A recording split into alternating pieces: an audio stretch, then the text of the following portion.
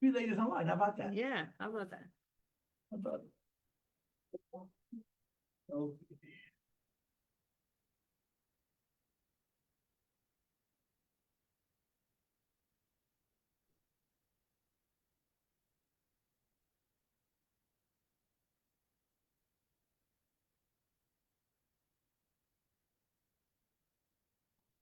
Bad. So who's Ariella? It was an Ariella spot, wasn't there? Yeah. Yeah, she's davening. I think she's coming to I film. forget her. I just don't know why I remember names. And you're Yael. And what's your name? Aliza. Aliza. I'll forget again, don't worry. As long as you don't forget, it's okay. You know what I'm saying? When you start forgetting, then you got a problem. You know the joke, this terribly racist joke? They come to an institution for people who are mentally impaired, and they give a guy an anatomy test. What are your hands, and what are your feet, and what are your eyes, and what is your mouth? And he passes it. He knows everything, every organ, yeah? So they give him an ice cream as a reward. And it goes like this. You're supposed to laugh. Okay, you'll laugh soon, don't worry. Okay. It is funny.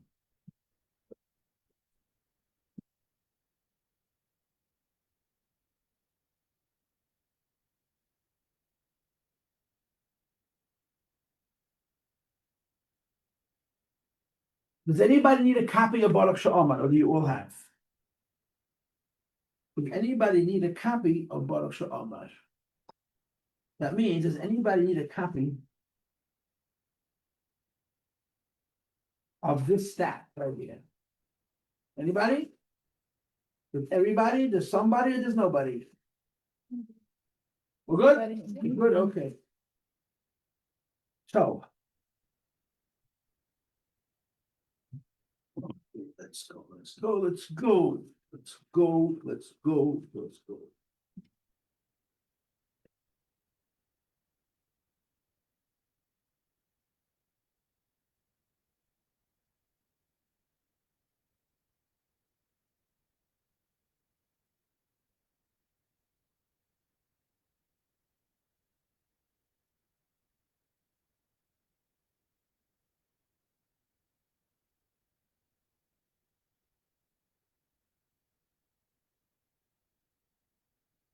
Try five, wobbly legs.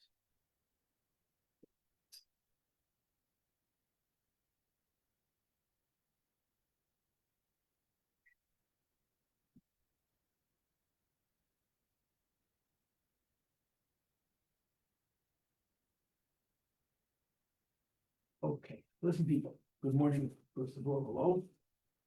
Thanks for coming and for listening. You get a copy of the handouts?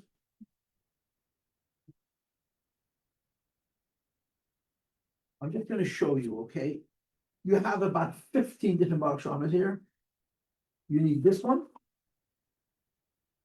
And this one. This one says Rambam on the top. Okay, so if we're not gonna do them all 15, we did that already, but the first one, and then on the third page on the top, the Rambam, okay?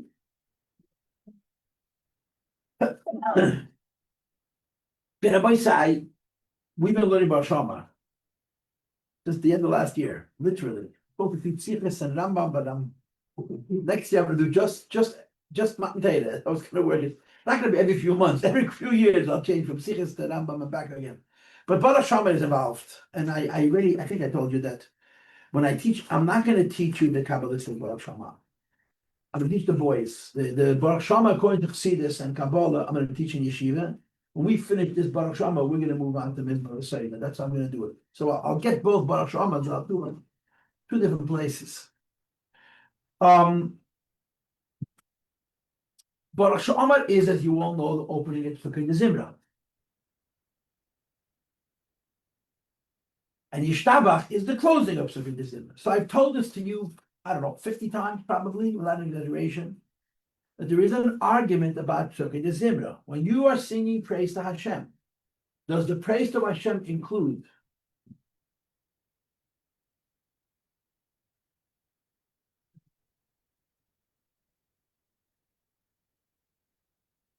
that Hashem made the world? or also that Hashem gave us freedom. What's the difference? The difference is whether Oz Yoshid is a part of Psukkah de Zimmer. Remember that? According to the Rambam and many Rishonim, Oz Yoshid is after Yishtabach. There's an argument about what when you thank Hashem for things that Hashem is giving you, that you appreciate as a person. Obviously, we appreciate that Hashem gives us health and wealth and happiness and relationships and safety and food and clothing and shelter, right? And now you're supposed to say blah, blah, blah, blah, blah. All those things. When Hashem gives us those things, we're indebted, we're grateful. To put it in plain English words, we like him because we like ourselves and he like what he does for us. But freedom is already mystical. The idea that we're free, that we can make free will, we can have a relationship with the Eibush a little bit more deep. So the Rishonim hold, many of them, maybe most of them hold, that freedom is not a part of that. When we thank Hashem for the physical things he gives us, it means physical things, food, clothing, shelter. Freedom, which is a step before getting the Torah, is after Yishtab. Which is why, according to the Rambam and many Rishonim, you would say Baruch Shamar and you would read 10 paragraphs, basically 10 paragraphs. Okay? Baruch Shamar is the first, Mizmor Said is the second, Yichved is the third, Ashrei is the fourth, Hali Nafshi is the fifth, Kitav Zamer is the sixth, Halosh Amen Shemayim is the seventh, Shilam Shechadish is the eighth, Halukah, Halukel Bakachi is the ninth, and Vayivarach David is the 10th, and then comes Rabbi Yishtabach. But you only say half of Vayivarach David. You only say the half of Vayivarach David, which is Nivya Yamim. You do not say the half of Vayivarach David, which is Nehemiah. Vayivarach David in the middle of the paragraph changes. You look in the sources, you'll see it right in the middle of a sentence. It stops being from the book of Chronicles, and it becomes the book of Nehemiah. I say Nehemiah, I say in English Nehemiah. The difference is because the first half of Vayivarach David is thanking Hashem for stuff. The second half of Vayivarach David begins to talk about the Exodus by Yetzias Mitzrayim. So according to the Rambam, that doesn't belong to Psukkah de Zimra. He puts that before davening. He puts that in the beginning, and he puts Oz Yoshid after Baruch, after Yishtabach, before Baruch, after Yishtabach. So the Yishonim held that when you're thanking Hashem for giving you things that you need, that means physical things only. The Mukubalim held, that's us, that when you're thanking Hashem for the things that Hashem gives you physically, it includes freedom as well. We decided, and that's really the truth, we made up that there is an obsession found in Sfarim that goes back a very long time. That Baruch Shama should have 87 words, not more and not less. We decided a long time ago that Baruch Shama is supposed to have exactly 87 words. But not everybody's Baruch Shama has 87 words. Ours does. The Rambam has over 100 words. That the fixing Baruch Shama in 87 words is linked to the opinion that holds that Baruch Shama includes both what Hashem does for us materially, that we thank him for because we appreciate it, we value it, and freedom. The Rishonim was much longer, but you see, usually when the davening works, is that over time they get longer, right? In the case of Baruch Shama, over time it's gotten shorter. The Baruch Shama of some of the Rishonim was over 100 words. I think the Rambam is over 100 words. We have 87. And I decided, we paskined, we made up that the later Siddurim, which starts, let's say, 500-600 years ago, that is the Kabbalah age, which then evolves into Hasidus, who are very specific that Baruch Shama has to be 87 words. That is consistent with the attitude that Baruch Shama includes freedom also. Okay, this is all stuff that we talked about. And I told you that we're going to learn Baruch Shama twice. And I plan to do it, but I'm not sure I'm doing both of them here. There's one here and one in Yeshiva. We're going to learn Baruch Shama according to the Yisraelim, according to the early rabbis. Who are the early rabbis? Rashi, Rambam, Rif, Abu Draham, our best friend is Abu Draham, and people like that. And then we're going to learn separately the Baruch Shama according to the Kabbalists, according to the Mekubal. Okay? Now, according to the Rishonim, according to the early rabbis, who hold that Psukkah de Zimra is only one thing. It's Hashem gives us what we need materially. And in fact, Sukkot December is all of 10 paragraphs. It's all it is 10 paragraphs. And then right away comes Nishtabach. Each one of the 10 paragraphs corresponds to one of the 10 utterances of creation. This is what the Rishonim hold. The Tzukei de Zimra has 10 paragraphs, beginning with Baruch Shama, Mizmor Seder, Ashrei, Hali Nafshi, Kitev Zamra, Lo Yisrael Hashemayim, Lo Yisrael Hashem Shechodesh, Haluka B'Kotchei, Vayivarachto. That's 10. Each one of those 10 paragraphs corresponds to one of the 10 utterances of creation. We further establish, and that's what we've been doing all year long, that in the Baruch Shabbat itself, there's 10 Baruchs, or there's 10 extra Baruchs. There's the Baruch with which Baruch Shabbat starts, there's the Baruch with which Baruch Shabbat finishes, and a bunch of Baruchs in the middle.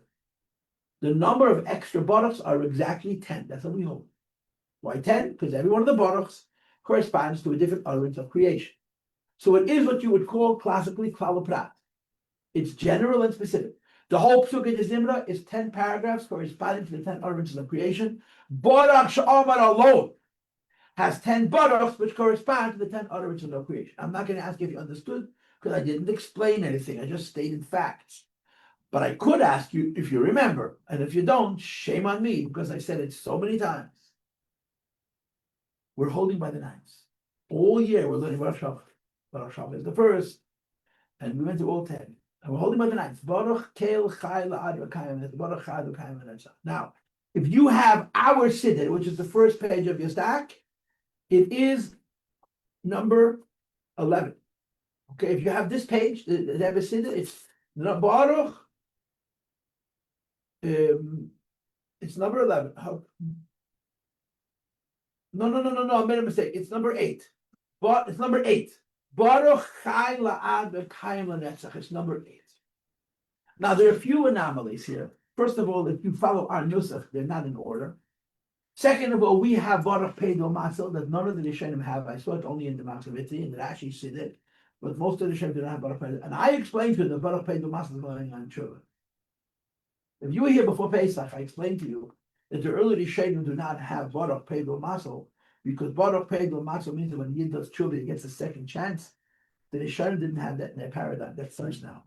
At the end of Golus, the phenomena of the possibility of doing tshuva and actually doing tshuva, and how the Baal tshuva is higher than it's having, all of that does not exist in most of the Baruch Shamas of the Rishonim, and they're going. Not that the Nissan God, I don't think he has it either.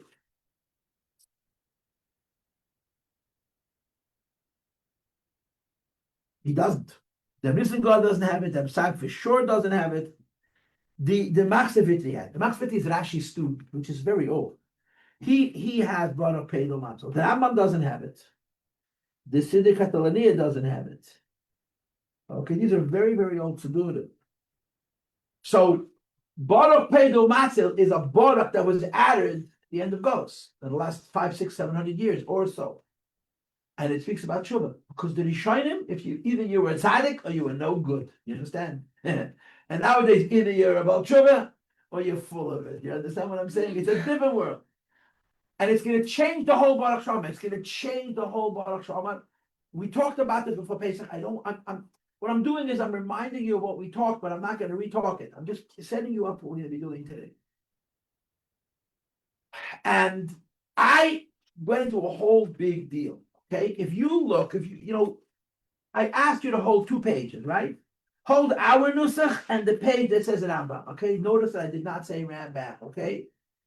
You're going to have this page and this page. Okay?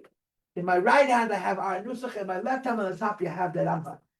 Now, the Rambam is very helpful because the Rambam is in the order of the Abu Draham.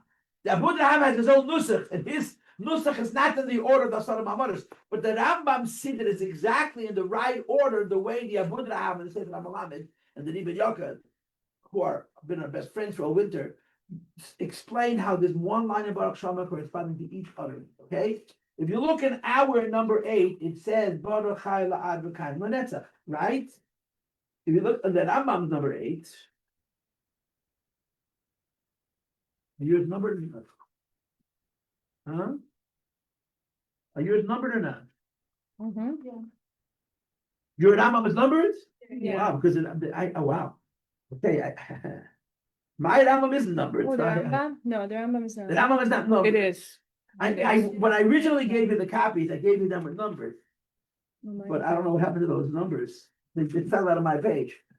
Let me see if I can find them.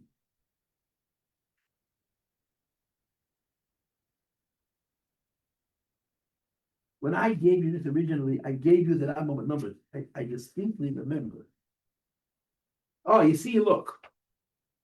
This Rambam has numbers. This has numbers. Does this class have a group? What's that group? How much time to make copies? Dash downstairs, dash upstairs. How much time, huh?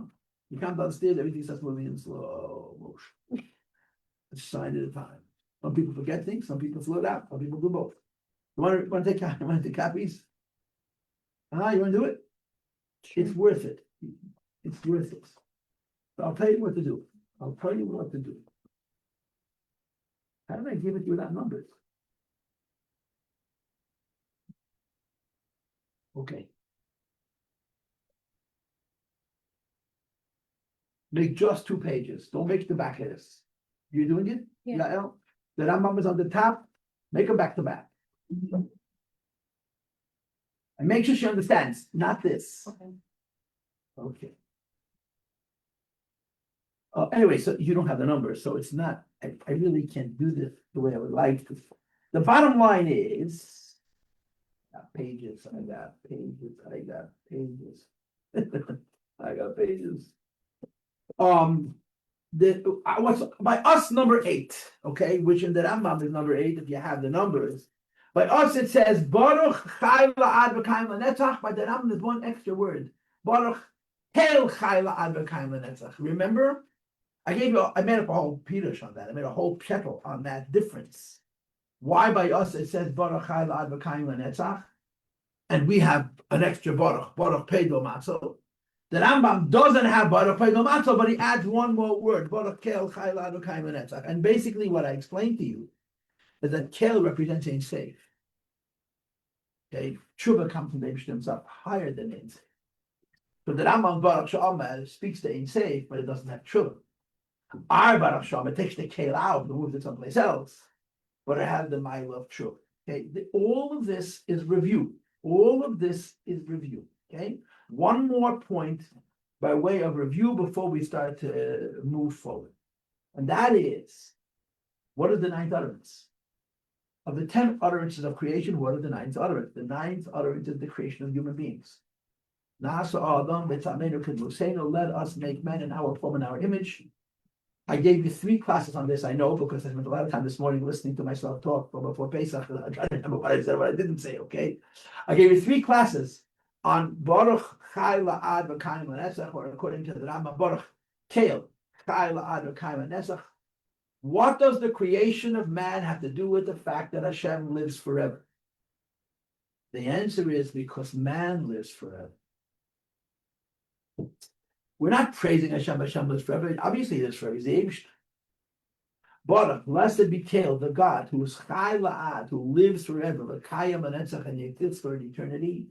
The pshat of these words is that people represent immortality. People represent eternity. People represent forever. All people, every single person ever born has died, okay? But as a nation and as a group, we're forever. Okay, now what's unique about the fact that people are forever? What's unique about the fact that people are forever is that we're in the image of God. We created B'Tselem Elokim. And that's not just the picture. That's just how we look. It's what's expected of us. Human beings are expected to live up to the divine image. And we talked about that at great length before Pesach. I know, because I looked at my classes this morning, looked at my notes. Living according to B'Tselem Elokim means that even though if you wanted, you could live like an animal. Even though if you wanted, you can use your intelligence and your creativity to indulge in self-pleasuring and entertaining and living a life which has very, very little substance, very, very little meaning. You choose to live a divine life, a life of higher purpose, life of principle, a life of kindness, a life of integrity. One of the key words that I like to use when I talk about the image of God is conscience. Human beings have a deep, innate, inherent sense of right and wrong. We have an inside sense. When you do something bad, you sort of know it's bad. When you do something good, you sort of know it's good, whether it's popular or not. That idea is unique. Animals don't have conscience. Animals do wrong things, right? Does anybody know conscience? You can put to her. Does anybody know what conscience first name is? Does anybody know what conscience first name is? Told it to you last time. Does anybody know what's conscience first name? Anybody? Yeah. Guilty. Conscience first name is guilty. Animals have no guilt. You know, animals very simple life. Eat or be eaten. It's not complicated, as they say. Animals don't feel bad. They're just surviving. Human beings have conscience. Conscience gives us the capacity to judge right and wrong, to judge measure, to judge moderation. You understand? That is meant to inspire people to live like Hashem wants us to live for a higher purpose. Life is not about entertainment. It's not about pleasure. It's not about power. It's not about control. It's about goodness, about righteousness. So we say Baruch El Chai La'ad V'Kayim L'Netzach, or Baruch Chai La'ad V'Kayim L'Netzach, and we describe Hashem as being forever, Hashem as being immortal. We're describing how Hashem is immortal in mankind, in people. That people forever have the challenge and the opportunity of being as God intended for people to represent Hashem in the world in a way which is honoring Hashem and honoring themselves. And they do. We're still here. The prospect of human beings being an image of God is not dead by any stretch of the imagination. Very much alive. Okay, that's the Baruch Kel Chai La'ad V'Kayim L'Netzach. We're blessing Hashem for creating a physical creation that genuinely represents him within the creation. And that's people. Okay? This is what we learned before Pesach.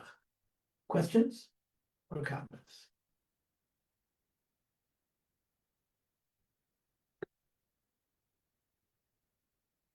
You want to say something?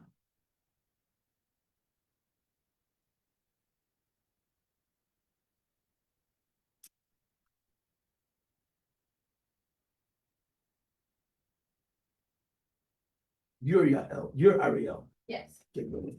I got into so much trouble. You have no idea. I called another girl. She was so insulted. So I said I wouldn't tell you. I'm stirring the pot. It's not hard. It's not hard. That's the other side of being an image of God. You can use it to spin a web of intrigue into others. Girls, we spent a whole year learning about Shama. Went through each one, each line, explained how it's connected to each one of the other. And we did one other thing. The Abu Raham, Reb David Abu Raham, called in the Chassid called Reish David Aleph, Reb David Abu Raham. He wrote what is, without a question, the most important sefer ever written on the Nusach Tefillah davening, from before his times and during his times and after his time, till Mashiach comes and he writes an upgraded version of his own sefer. It's the most important book of davening. Because one of the things that the Radha does in his Siddur is he goes through davening line by line, and tells you where the Siddur took its words from. Remember, Siddur is 75% psuk, biblical passage. If a part of Siddur is a biblical passage, like Mizmor Seder is a kapitel Tillim. Yichvei Hashem La'olam is a bunch of kapitel Tillim. All the Halalukas are kapitel Tillim. Vayvarach David the pasuk in the Yayam. All kapitel Tillim. But the brachas are original. The blessings of davening are written by the Anches Agedolah. Abu Raham goes through every single bracha, one by one, and shows you that they're also based on psuk. Okay? So what we did in this winter is we read one of the 10 utterances, like Baruch Shem Ha'olam, which was like the first one, Rachel, Baruch Shem trying to others, right? And then, of course, Baruch Shem is the second one, and so on. And each utterance that we went through, I would bring you the pasuk that the Abu Raham bring as the source of this line. Anshken Sagedelo. By the way, many people hold that Baruch Shem was written late, but fine. Whenever Baruch Shem was written, the time in the second base of Mikdash, whoever wrote it was a big master of Tanakh, a big master of Kabbalah, a big master of a lot of other stuff, including a big master of the most important thing for any of us to master, which is himself. He was a tzaddik. And when he wrote Baruch Shem, each line meant a different one of the 10 utterances and was connected to a different pasuk. What's interesting here is that there's two different opinions of what pasuk Baruch Shem this is based on. Baruch Kel Chai La'ad V'Chaim V'Netzach have two sources. Okay, the first is in the Abud Raham himself.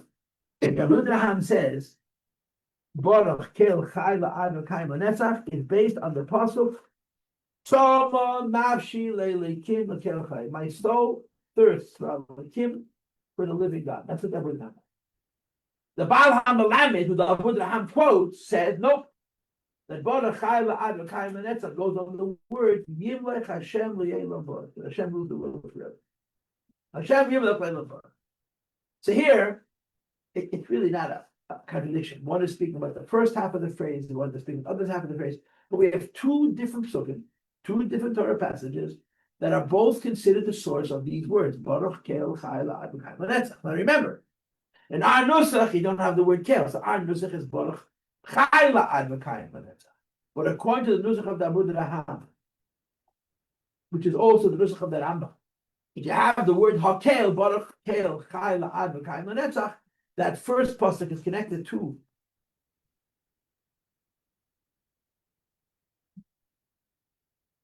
that path is connected to Samba Nafshi Le'Lekim L'Kel Chai, my thirst, my soul thirsts for God. And the second half, Chai La'ad V'Chaim V'Netzach, is the pasuk Hashem Yimlech L'Yelam. Do you understand what I'm saying, or the monkey? Are you trying to decide if I belong to you or not? As a monkey in the cage. Do you understand what I'm saying or not? I need a yes or a no or a don't bother me. Good, thank you. Okay, now. Are there Tanyas in this room? Anya? Tanyas, yeah, Tanyas. A bunch of Tanya for each person, including me. Chapter 3, yes. Can we do that ASAP? Huh? Yeah, the first book. There is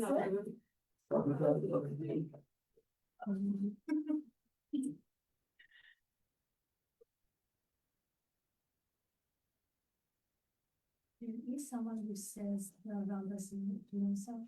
Do that again. There is someone who says the Rambas Nusa. Ancient Yemen, Jews of Yemen. What's called Nusach HaRambam is Nusach Tema. It's so much so that sometimes you ask, that's the Rambam Nusach or that's Tema? The Yemenite Jews were obsessed with the Rambam, completely consumed with the Rambam. You know the story. The Rambam lived 850 years ago, 900 years ago. And the Jews of Taman were extremely dedicated to the Rambam. Then when the Arizal came along, and the Ramah came along, and all the other Mekubalim, so Kabbalah came to Taman. When Kabbalah came to Taman, the Yemenite Jews shipped the Kabbalah. And they all began to daven a Nusach, which is closer to ours. Then about 150 years ago, a big rabbi woke up and he said, excuse me, we're Yemenis. We're not Kabbalists, we're Rambam people. And they went back to following the Rambam. So there you have what they call, you have the Shami and you have the Valadi. I call them Valadai. The word Shammai in some language means Eretz Yisrael. Because there's a presumption that Eretz Yisrael was the source of Kabbalah. These live in Eretz Yisrael. I don't know what Baladi means, but I say Biladai means all by myself. Biladoi, which is a word in Tanakh, Biladoi. Yosef HaTzadik says to the Pharaoh when he asks him, can you interpret dreams? He says, Biladoi. The Baladi went back. See? The Baladi went back to follow the Rambam, right? So Rabbi Kappa was one of the leaders of the Baladi community. And the Rebbe had extraordinary derech for him. I just saw recently a big Mekubal talking about Rabbi Yosef Kappa, Sfadi, and he was saying that Yosef Kappa had problems with Kabbalah, but Rabbi Malubavitch corresponded with him and had respect for him, so we're going to have respect for him also. Even though he was his data, he was a Yosem. He was raised by a grandfather. The grandfather was a big lamb. He was a big expert in the old Arabic in which the Rambam wrote his Sfarim, and he taught his Einikel this language. That's how the Rabbi Yisrael Kapach was able to be Matarim all this Sfarim of the Rambam. He already had a tradition against Kabbalah, and he continued it in Eretz Yisrael. So he's controversial, but the Rebbe quoted him all the time.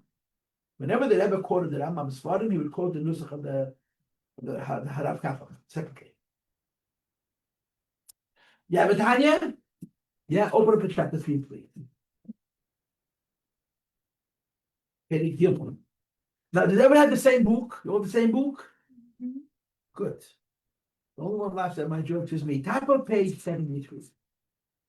Top of page 73, please. Okay, you have it? Good. Top of page 73. It's talking about we need kalais hanefesh. You know those words? Top of page 73.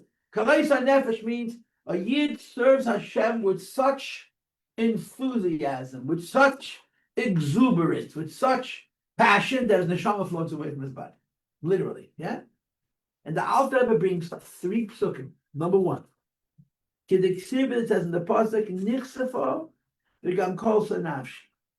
My soul loves and expires v'goyim. The end of that pasuk is Nichsefo v'gam kol nafshi lechatzveis Hashem. My soul loves and thirsts for the courtyards of Hashem. Okay, you listening? Then it says, Tama nafshi le'likim lekel choy. You see the middle one? My soul thirsts for lekim, lekel choy, to the living God. What's the third pasuk? Tama lecho nafshi. You see? The Alter Rebbe brings 3 psukim about kalei nefesh, and he doesn't bring the whole pasuk. He just brings the first couple of words. Okay? I'm going to write on the board, okay? Since we're wasting time, let's do it right. Yeah, write on the board. Okay. We're preparing, you understand? If I spend time preparing, you're going to listen. I went to Cheder. My Malamdim taught me Tanya. This is how we taught Tanya, the chapter 3. Okay? This is pasuk number 1. This is the lowest level. I hope you can read my incredibly creative handwriting. Every time I write, I create new alphabets. Look at those 3 psukim behind me. Each of these 3 psukim is describing, it's a pasuk in Tehillim, in Psalm. It's describing David HaMelech, or a person being thirsty for Hashem. So thirsty for Hashem that you're 18. So thirsty for Hashem that you get sick. Okay? The Alter Rebbe reads 3 psukim in this order. Why? Because there are 3 levels. The lowest level is that my thirst is for Chatzos Hashem. I underline the word, you see? Lechatzos Hashem means I cannot relate to Hashem directly. I can relate to his courtyard. I can relate to his house. Chatzos means the courtyard. So the lowest level, the person who wants to be in Hashem's house, he doesn't have, or she doesn't have the sensitivity and the depth to long for Hashem. It's too deep. It's too unavailable. But for Hashem's environment, Hashem's world called the Chatzar Hashem, he loves. It's like people love to be in 770, but they don't want to get too close to the Rebbe. That's Chatzar Hashem. Okay. The second level is Tzalma Nashi Le'Lekim. I am thirsty for Hashem, but what name? Lekim, not Avaya. You see. But that pasuk finishes with the words Lekel Choy. This middle pasuk, according to the Abu Draham, is the source of Baruch Kel Chai V'Kaim L'Netzach. So in other words, if you look at the new copies that you have, number 8 by us says Baruch Chai V'Kaim L'Netzach, but if you look at the Rambam's page, it says number 8, Baruch Kel Chai V'Kaim L'Netzach. You see? So Ram, who's the master, says that this 9th utterance, which is describing the fact that Hashem made people, and that people are, so to speak, representatives of Hashem. A human being is meant to live in a way that honors the fact that he is in the image of HaKadosh Baruch Hu. And when you say Hashem is eternal, you mean human beings are eternal. When Hashem is forever, you mean human beings Idealism is going to be forever. As much as we're corrupted and we're perverted and we're fadreit and fameshuget, there's still left in every human being righteousness. And when Mashiach comes, it's going to come out, okay? And the words, the Rambam has the extra word kale. Baruch kale chai l'adam netzach is the middle one. Tama nafshi le'loikim le'kale choy. You see? Yeah. What's the last one? Tama l'chod nafshi. I'm thirsty for you. Tama l'chod kol l'chod b'sari. According to Chassidus, you is even higher than Havaya. You, when you speak to Hashem directly, Baruch atah Hashem, right? And we translate Baruch as blessed art. I don't know what blessed art, I like blessed dance, but okay, we say blessed art, yeah? Blessed art you, God, or however they translate it in English, our God, Hashem Elokeinu. It's considered three levels. The highest level is you. The second level is Havaya. The third level is Elokeinu. So in this page, in this collection, this Tanya, the Rebbe is describing a man or a woman who's meditating on Hashem, contemplating the mitzvah of Hashem, till he gets excited, he gets moved in his inspiration or her inspiration of a thing about the Eibishter, that he desires Hashem. The lowest level is you can't meet Hashem directly, you want to be in the neighborhood, you want to be in his field, in his courtyard. You understand? If you count to 770, it's a good fabrengen going on, it feels really holy, you feel good. If you count to 770, it's the middle of the night, no one is there, the Rebbe is there, you don't get the same reaction. You know, the whole point of 770 is the Rebbe, but you need the noise, you need the stuff around. The Rebbe is too fine, you can't relate to it. You see what I'm saying? Some people don't need God, they need the Beis HaMikdash. They need the frame, the mishbetzes, the box where Hashem lives, because they need something to reach them. And Hashem is the Holy of Holies, and he makes no noise. Doesn't Tanakh, right? There's Ruach Ra'ashesh, right? Ruach means a hurricane. Rash means an earthquake. Eish means a volcano. Does anybody know? You know Tanakh, right? You're an Israeli, huh? Loi beruach Hashem, loi berash Hashem, loi be'esh Hashem. Hashem is not in the hurricane. Hashem is not in the earthquake. Hashem is not in the volcano. Where's Hashem? Anybody? Kol Mabadaka. There's a tiny, imperceptible voice. That's God. So some people need the noise. That's called Chatzes Hashem. I love 770, but I need people. If 770 is empty and the Rebbe is there, I don't get it. Why? Because it's not noisy enough. It doesn't reach me. So the lowest level of Kalei HaNefesh is for the environment, for the energy of Elokus that's around the edge. The middle level is Talmud Ashel Elikim. I want the Eibishter himself, but what level? What idea? Elikim. How Hashem is the source of life for the world. Where he's called Lekel Choy, the God of life, the God who gives life to us. The highest level is Tamal Nafi. And first for you. And you is even higher than Shem Havayit. You understand? And when I was a little boy, when I was literally 15 years old or 14, and I learned Tanya, my teacher wasted his time telling me what I just told you. It flew straight over my head. It would make no difference. When I teach my kids these kind of stuff, I just skip it. But my teacher told this to me when I was 14, and I still remember. Why? Because it went in when there was nothing else in my brain, so it stayed. You understand? When the brain got busier. But this is how Mashpiyim teach this. It's 3 madregis and Kalei HaNefesh. So I want you to think about this. We're learning the 9th of the 10 Asar Mamas, right? There's 10 utterances of creation. The 9th one is about the creation of human beings. Human beings are embodiments of God. They're in the image of HaKadosh Baruch Hu. That's how Torah and Chassidus thinks of them. And it's described in the Baruch She'amar with the 8th line, right? In our Nusach, it's Baruch Chai La'ad V'Kayim L'Netzach, and the Rambam adds the word Kale. Baruch Kale Chai La'ad V'Kayim L'Netzach. Correct? Correct. Yeah? The Abu Draham is following the Rambam's text. Baruch Kale Chai La'ad V'Kayim. Blessed is the God who's Chai La'ad, who lives forever, V'Kayim L'Netzach, and exists eternally, is connected to Tzama Nafshi L'Elikim. But not Tzama L'cha Nafshi. You know why? Because Tzama L'cha Nafshi is Tshuva. And Tshuva is higher than this. The Rambam Baruch She'amar does not include Tshuva. Just like it doesn't include Geula, doesn't include the Yashir. Tshuva is something, and this is how I taught it to you, and this is how I believe it. In the times of the Rishonim, if a person with the Baal Tshuva is bad, in our generation, the person's Baal Tshuva, it's higher than a tzaddik. It's not only social, it's mystical. In other words, in a time, it was easier people to be good. And accordingly, there was far less tolerance for people who were not good. And if a person stunk it up, did Avedas, did bad stuff, and he did Tshuva, no one ever trusted him. Now the Baal Tshuva is higher than the tzaddik. Period. So we have Baruch Pedo Matzil, which is the Tshuva. And we took the word Kel out. Baruch Chaylad or Kaim, that's where the word Kel. But the Abud Raham is writing his commentary about 700 years ago on the Rambam's Baruch Sha'ama. And he holds that these words, Baruch Kel Chaylad or Kaim Netzach, thank God who lives forever in people who are able to represent him because we are, so to speak, in his image. Relate to Hashem only on a level of Elokim, not on a level of Hashem. That's why the pasuk that he quotes is the middle of the three psukim of Nefesh. Meaning, the tzaddik thirsts for Hashem. When he's saying Baruch Sha'amad, he's thirsting for Hashem who takes care of him.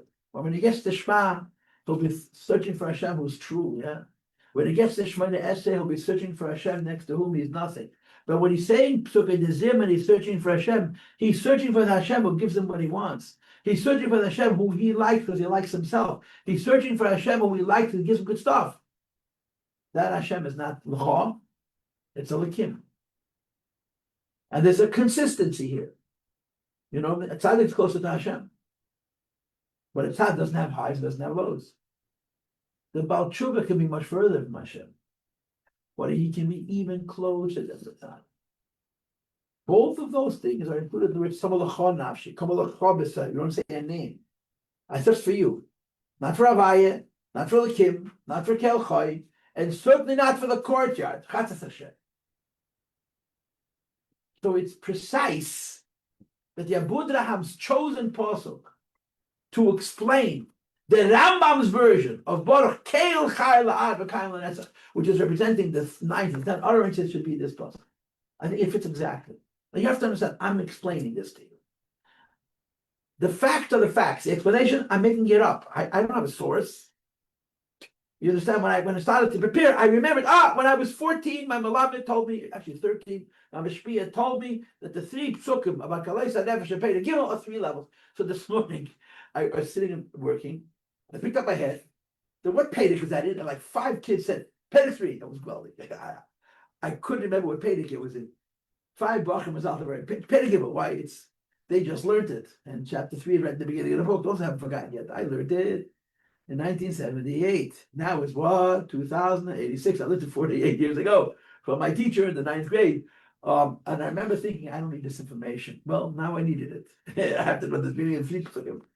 When you teach Tanya to children, make sure you shouldn't get caught up in the secondary ideas.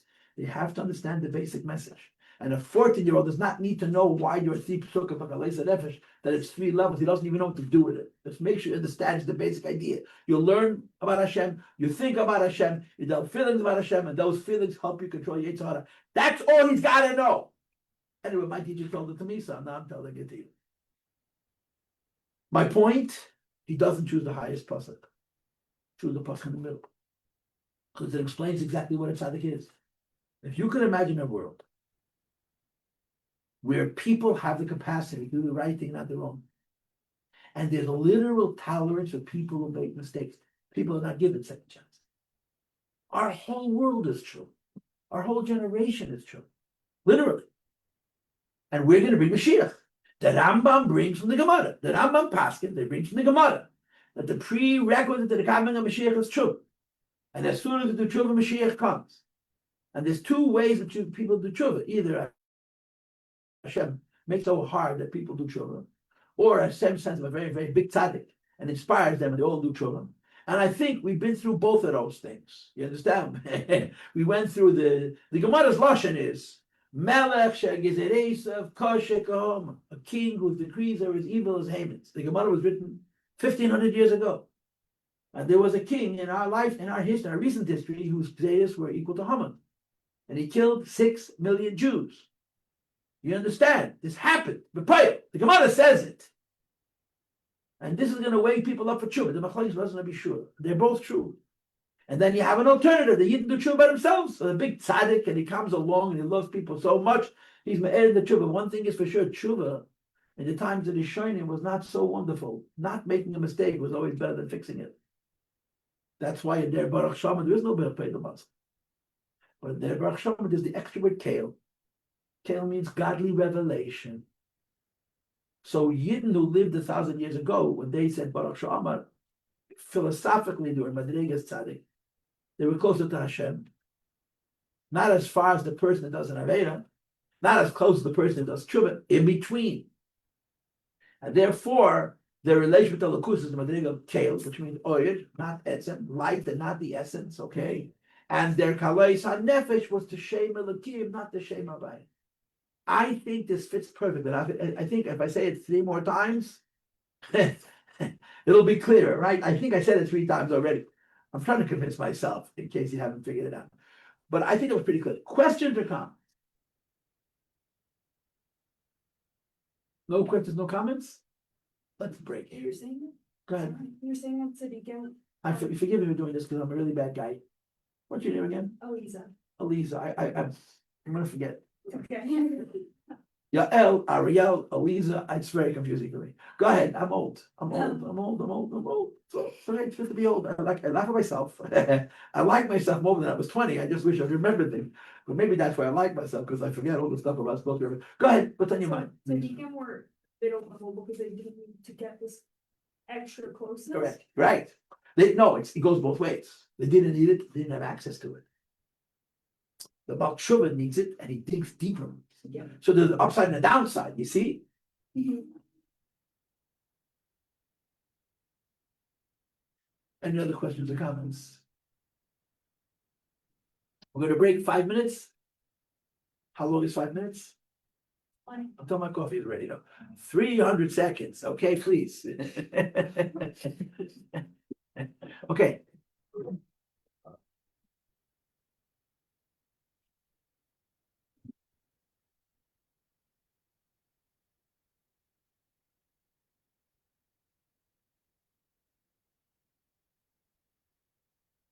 In this morning's class of the Maimonides 5:57:11, we continue our discussion on Hoid Sheba Hoid. We connected to Moedim de Rabbanon, which is said whenever we daven a minyan, and he argued that Moedim de Rabbanon is Hoid Sheba Hoid because it starts with Moedim and Ahalach and it finishes with Al Sha'anu Moedim Lach. You read in the Gemaras, I said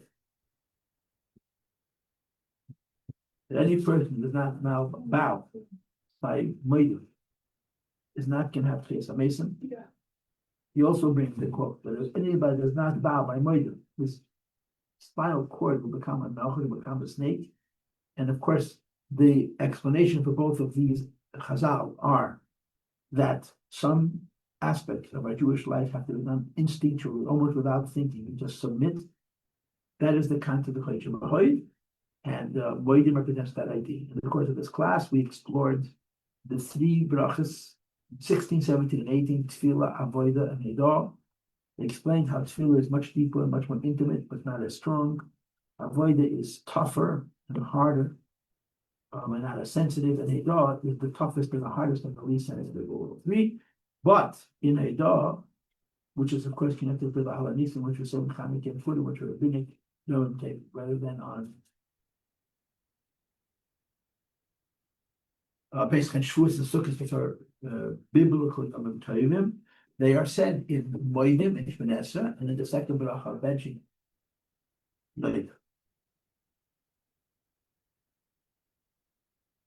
This is a summary of the first class given by Chom Yavas on Wednesday. We're continuing our discussion on the 9th utterance of creation, that according to the Rishonim includes the word Kel Barach, Kel Chai, La'adu Kan Netzach. We reviewed everything we learned before Pesach because of the break, and we explored what the Abud Laham says as described of this pasuk. He quotes the pasuk in Tehillim. Someone and I showed them in the Tanya, and this is the middle level. The lowest level is the thirst is for Chashes Hashem. The highest level is the thirst is for Hashem Himself. And this is someone actually kid. And we explained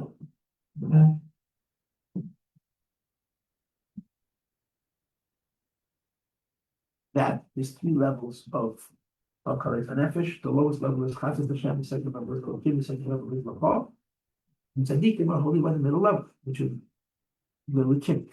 That's why that pasuk finishes with Kel Choy is talking about God, which is revealed and available, which is what Tzaddikim have access to, which is very direct, but it's lower than the Baal Tshuva, who in his darkness reaches deeper within himself, and he accesses Elokus, which is higher than Havai, higher than the Madlegal Etzem Lachah.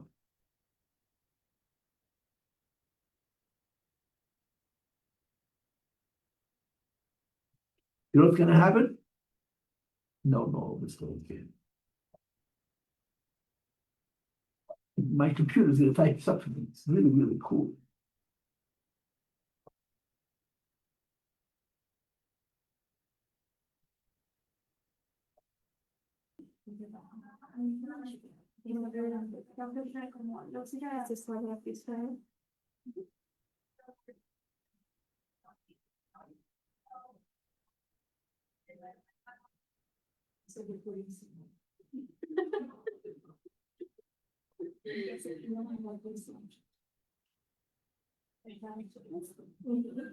I'm actually learning embraces with the baby.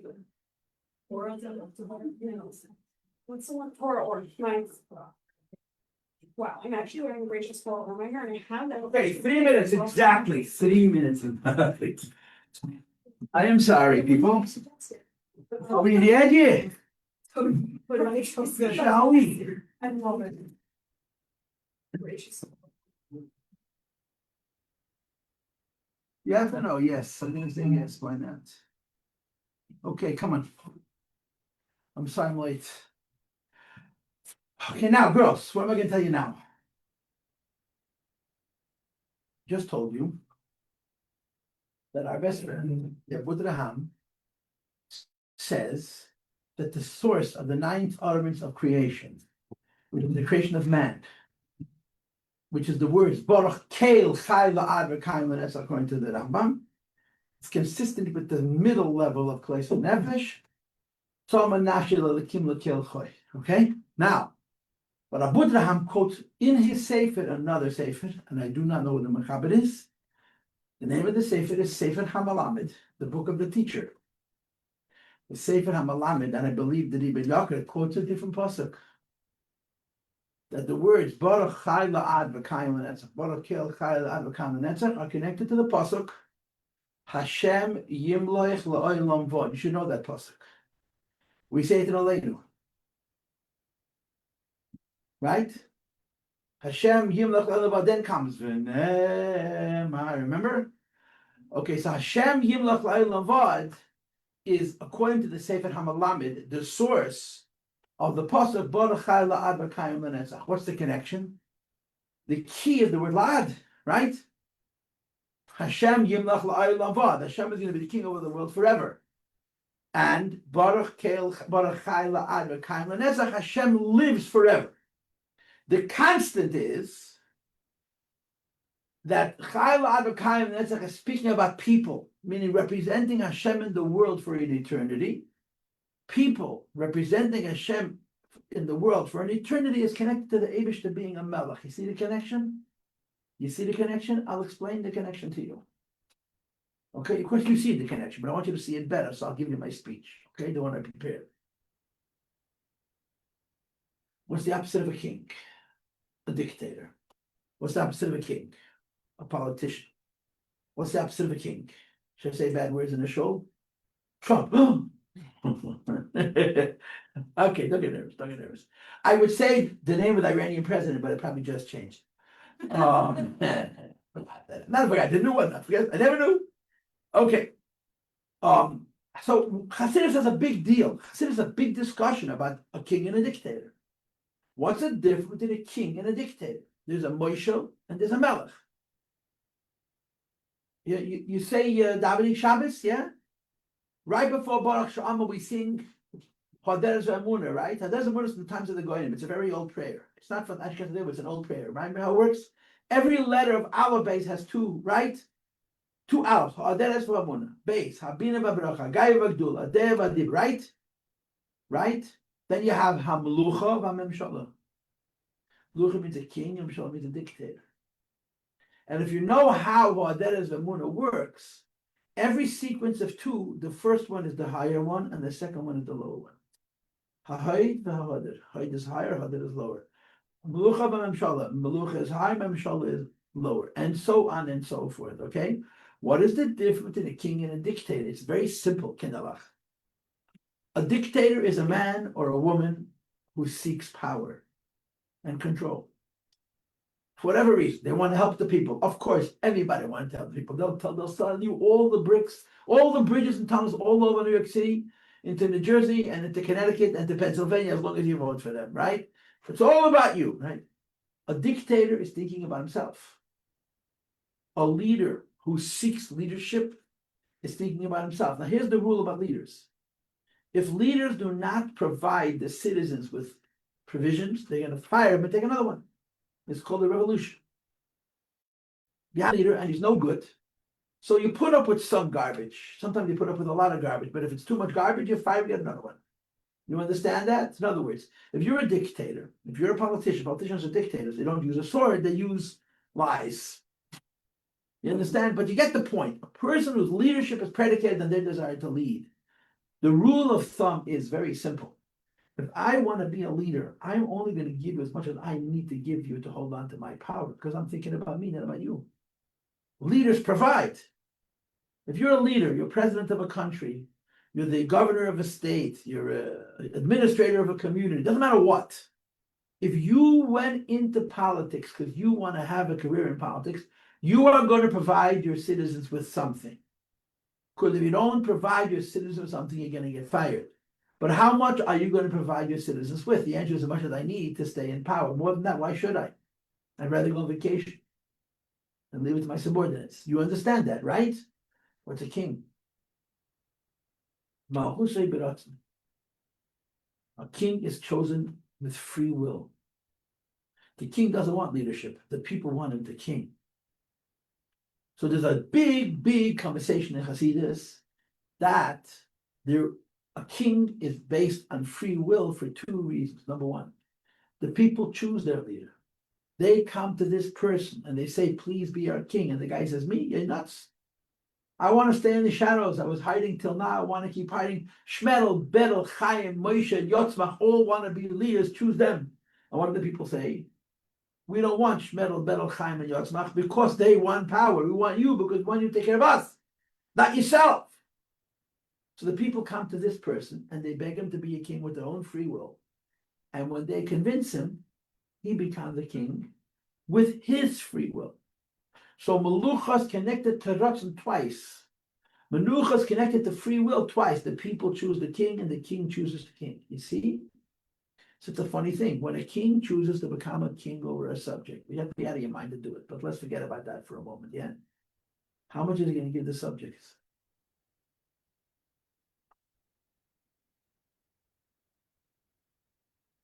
Everything.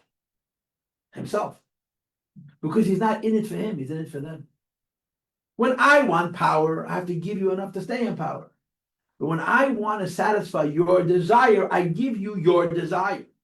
That's why you have this concept in Torah that a king belongs to the people. He literally is the property of the community. When you become a king, there's no longer private. The king doesn't have a private life either. He becomes a public person. Not he's a private person in a public position. He's a public person. That's a melech. That's a king. Okay? So, Hashem has two relationships with the world. He can be a dictator, he can be a king. What does it depend on? It depends on people. If we blow shofar and Rosh Hashanah, and we have in mind that he should be our king, we ask him, please be our king. We choose with free will, he should be our king. So however the choreography is played, however the drama plays out, Hashem says, I will. Right? I do. I will. We ask Hashem to be our melech with our free will. And Hashem agrees Kvayochel to be a king with his free will. How much of Hashem is invested in the world? All of Hashem. On the other hand, if we don't ask Hashem to be our king. Now, if Hashem stops thinking about us, and Hashem stops talking about us for one instant, what's going to happen? Huh? We're going to vanish. So he's got to keep creating us. But if he's creating us because he wants us, rather than he's creating us because we want him, he is only a dictator. And as a dictator, how much does he give to the world? As much as he needs to keep the world going. That's why there's such a big party made out of Rosh Hashanah. Because Rosh Hashanah, Klayachol, we're shifting Hashem from being a dictator to being a king. We're changing Hashem from ruling over the world so the world should be there, to ruling over the world because he desires for the world to be, and he desires to be involved with the people. You understand? You understand. Of course you do. Okay? And that's the meaning of the pasuk. Hashem Yimlech. Hashem is a king. The opposite of Hashem being a king is Hashem is a dictator. In both cases, he gives life to the world. But if the dictator gives the world enough life to exist, as a king, he gives the world himself, everything. It's beautiful. Okay? Now let's translate the words. Hashem Yilach La'ilavad. Look at any English that is translated. Hashem should be the king over the world forever. La'ilavad means forever. Or if they want to be nice about it or poetic about it, Hashem should be the king forever and ever. Twice ever. Once ever is not enough. You gotta have three ever. Okay, then you have 3 times ever, and then you have ever rest. Okay, we're not talking about ever rest, that's another situation. Okay, now, but let's translate the word literally. Hashem Yilach. Hashem is a king. La'olam. What does la'olam mean? To the world. Not forever. To the world. What does Vo'ed mean? So it says in Zohar, it's quoted in Tanya, that there is a mystical system of a Hebrew alphabet where the Vav is instead of an Aleph and the Ayin is instead of a Ches. So Vo'ed is actually Echad. So read it again. Hashem Yimlech. Hashem is going to be a king, Lo'olam, to the world. He's going to give all himself to the world to the extent that Echad, the world, and Hashem are going to be one.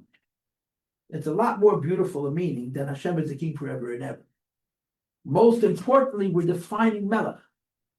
Hashem being a king means his involvement with the world. To use a Chabad term is pneumistic. It's a deeper connection. It's not just keeping the world alive. He's giving himself to the world because the world has a purpose that's connected to him and him alone. Okay? You understand? Hashem cannot be a king if there's animals around. A melech b'loi am. You cannot be a king over animals. You have to be a king over people who have free will, who can choose to make you a king and inspire you to choose to be their king.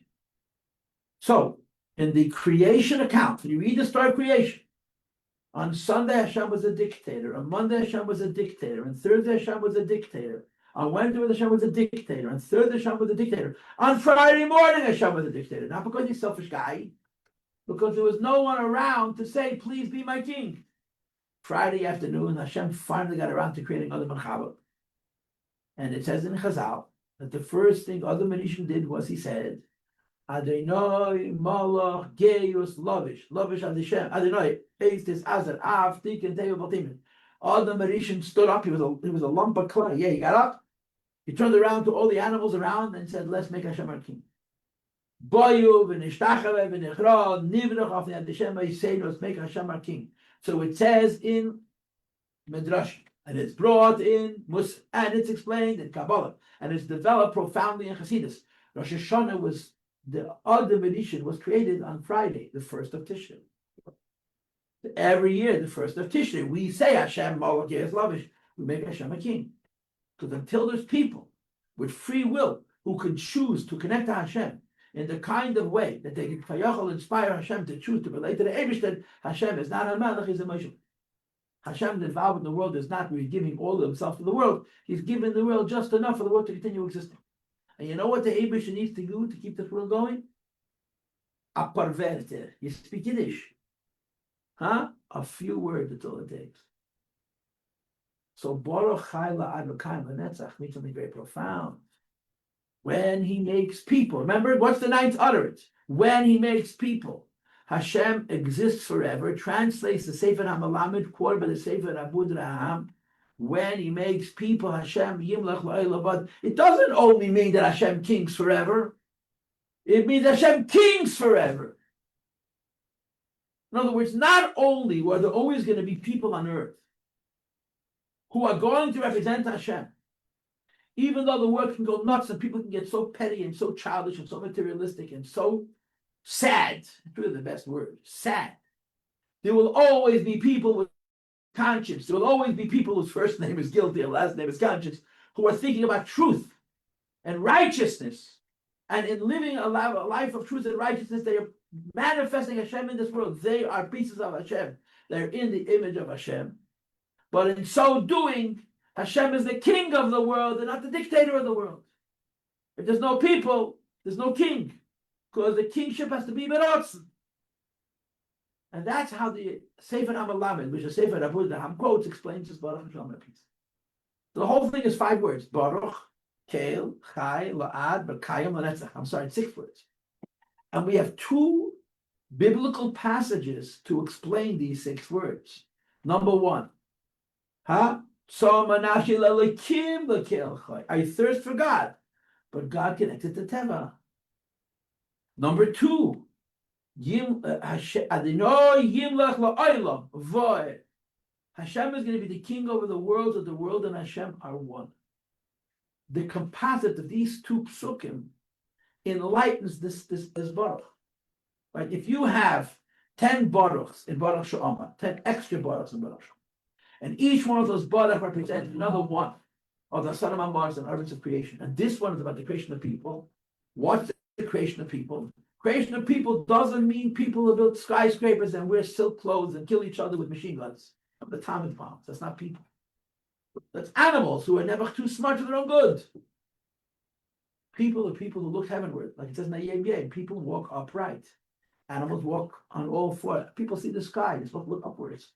They're supposed to live for a higher purpose. And when people live for that higher purpose, first of all, they thirst for God as tzaddikim. Well, in Tshuva, that's another story. And second of all, they make Hashem a king in the world. Now, I'm going to argue that it was worth coming to class for this class today, my opinion. If you disagree, you're free to tell me, but you're going to break my heart, and I'm a sensitive man. Questions or comments? We be good? Can you just review in like 2 sentences? Where do we get this idea that a person can only be king over people and not over animals? Because the people have to choose him. Animals have no choice, have no free will. A king is only a king if the people say, be our king. Because there has to be a depth of a connection. And the depth of a connection has to be 2 ways. If you're not interested in the king can push you around. But it can't be your king. You cannot give, you'll get married. It makes Hashem, you'll have a husband. You're going to get closer and closer and closer to your husband. You cannot get closer to your husband than your husband gets to you. It's just how it is. You're going to have children, Miss Hashem. Yeah. Children is a whole different thing, especially for a mother. But you're going to have students, so you're going to have people in your Chabad house or friends. You cannot, if you get close to people who go close to you, you're going to get hurt. For Hashem to be our king, which means he has the will to give himself to us, we have to give ourselves to him. We have to own ourselves. Animals don't even have self-awareness. You understand? We're good, you have it. See you in a week. And it makes like, go ahead. Sorry, and to this idea, then you would say that all Goyim Are human beings. They're in the image of God. Absolutely. you would say that Titus says, not I. Here's what I say. the Jewish people, he's still a king for them. If they choose him. If they choose him. Torah doesn't put Goyim down. It raises Yidden up. Noach was a guy. He's a pretty cool guy. Iyar was a guy. He was a pretty cool guy. We have in Tanakh a whole book called Iyar. It's about 5 men who were prophets, and at least 4 of them were non-Jews. They lived in the image of God. They were righteous people. It doesn't make the boundary and the separation with Yidden and Goyim any more porous. Hamavdil ben Yisrael la'amim. There's an absolute separation with the Jews and non-Jews. But non-Jews are created in the image of God. Then the beginning of it is Chaviv Adam Shenivra B'Tzelem. All human beings are created in the divine image. It's a challenge to every human being. Be divine. Live a life of principle, of righteousness, and create around you a world of righteousness, and raise your children to be righteous. That's what Mashiach means, Shoshana. That's what Mashiach means. It doesn't mean pizza with extra cheese. It means people behave like people. It's really so simple. But it's impossible without Mashiach. Mashiach's going to be all right. He's going to pull it off. We're good people. Y'all, I'll see you in a week. Okay. Thank you for coming and listening.